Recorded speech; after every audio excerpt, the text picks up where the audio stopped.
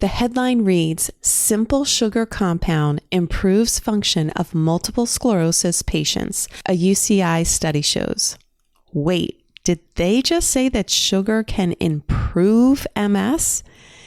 It's tempting to read it this way, but I'm sorry to say that's not the case.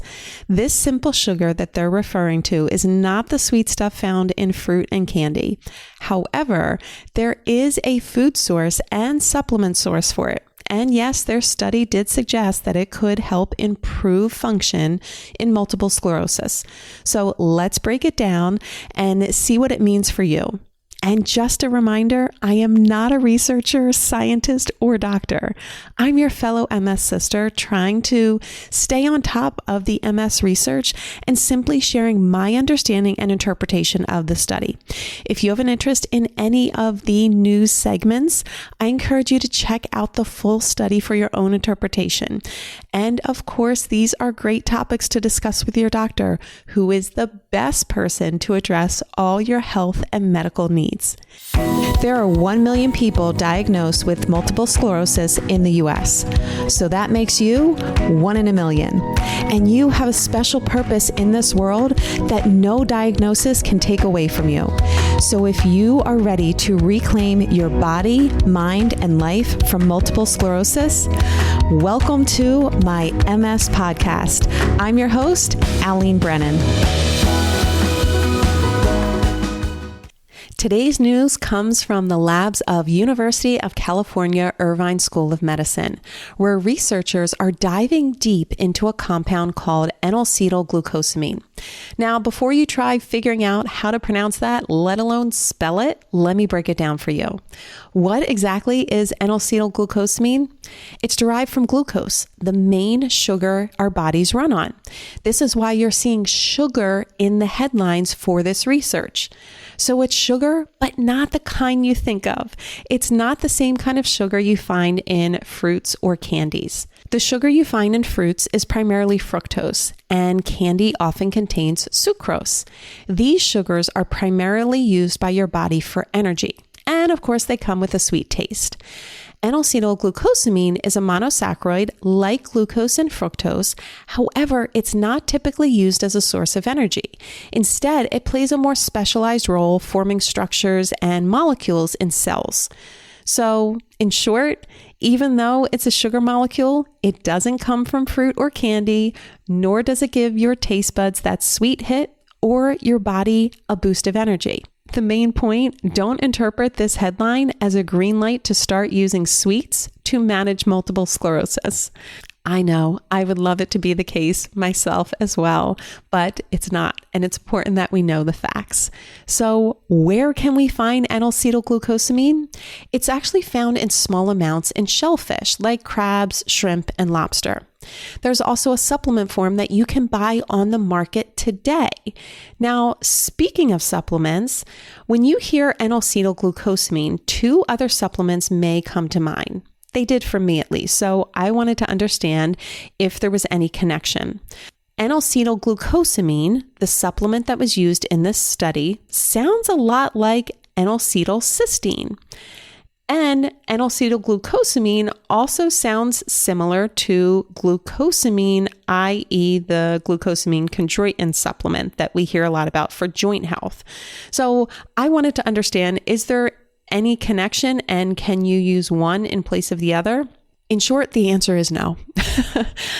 First, with N-acetylglucosamine and N-acetylcysteine, yes, both share the term N-acetyl in the name, but they're often used for 2 completely different things. N-acetylglucosamine, which was used in this study, is derived from glucose that can help to manage osteoarthritis and might improve skin hydration and pigmentation. N-acetylcysteine is a pretty popular supplement in the MS community, and it came into the spotlight even more during the pandemic.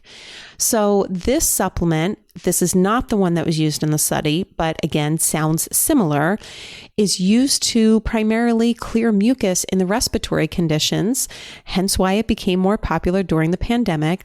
And it also replenishes the antioxidant glutathione.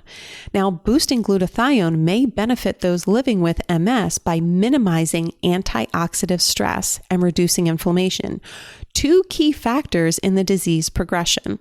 So, in short, the N-acetylglucosamine that was used in this study that we're talking about today is not the same, even though the name sounds similar, as N-acetylcysteine, two completely different supplements that have two completely different effects on the body. They are not the same. They are not interchangeable. So then I wanted to dive down into the glucosamine side of the name. Is that similar to the joint supplement that we hear a lot about? Again, the answer is no. There are a few types of glucosamine you might come across. Glucosamine sulfate and glucosamine hydrochloride. These two are the ones that are primarily used in the joint supplement. But the third type of glucosamine, N-acetylglucosamine, this is the one that was used in this study. So in short, again, this is another example where the name sounds similar, but they do not perform the same actions in the body, so they are not interchangeable. I just needed to have that understood for my own curiosity's sake, and I wanted to share that with you guys. So let's go back to this study here on N-acetylglucosamine.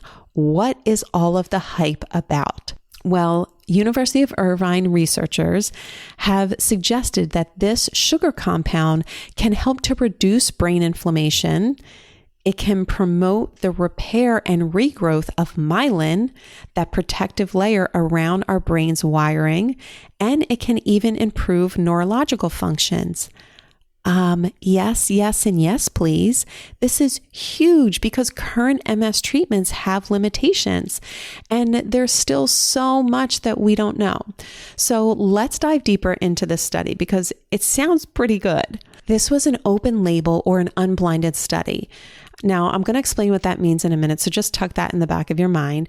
But the study looked at the effects of this supplement, N-acetylglucosamine, in MS patients. Now, it's important to know that the patients in this study were already on glatiramer acetate, aka Copaxone. So they were already on that therapy, and they also did not have a relapse in the previous 3 months of starting this study.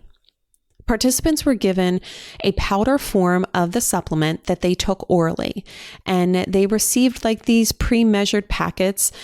Each packet was 2 grams, and some patients were given 6 grams, so 3 packets, and others were given 12 grams or 6 packets that they took daily for 4 weeks. So the treatment was 4 weeks, but the overall study was a span of 11 weeks because they had 3 weeks leading up to the treatment, 4 weeks of the treatment, and then 4 weeks after the treatment. And throughout that time, different assessments were conducted. So they did physical assessments, neurological exams, blood draws, and assessments of adverse events. The results? After 4 weeks of taking the supplement orally, about 30% of participants saw improvements in clinical disability. They found further reduction in inflammation activity beyond what they were experiencing from the glatiramer acetate alone. So that's interesting. You know, we were told up front that they were already on this therapy, but then we're learning that they had further reduction in inflammation activity when they introduced this supplement for a 4-week period.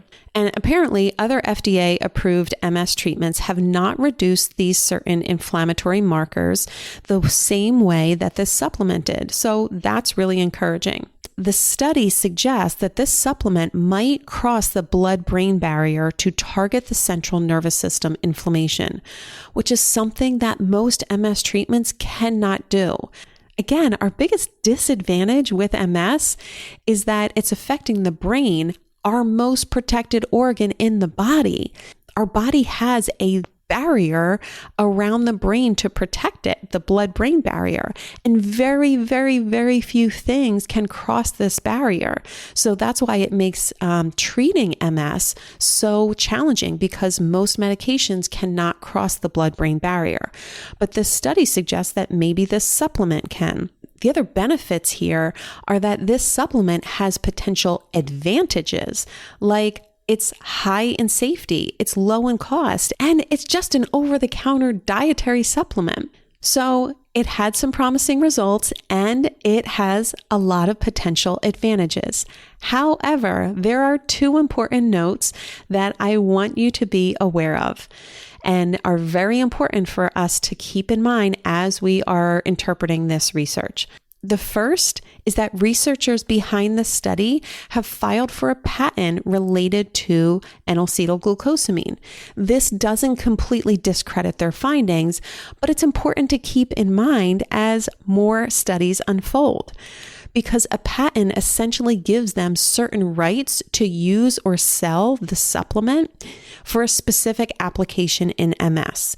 And if they get the patent, that would mean that they have exclusive rights to use or license the product in the way that's described in the patent for a certain number of years. As a consumer, I hear a patent and I think of my purse. This exclusivity means that there's little to no competition on the market, which can drive up the price. Now, I did a quick search and found that you can currently purchase N-acetylglucosamine for $20 to $40-ish. Now, I'm a firm believer that when it comes to supplements, you get what you pay for. I'm a big bargain hunter. I'm all for coupons, deals, Black Friday sales. I'm all for it. But when it comes to a supplement, a concentrated nutrient that you are putting in your body every single day, you want a good quality.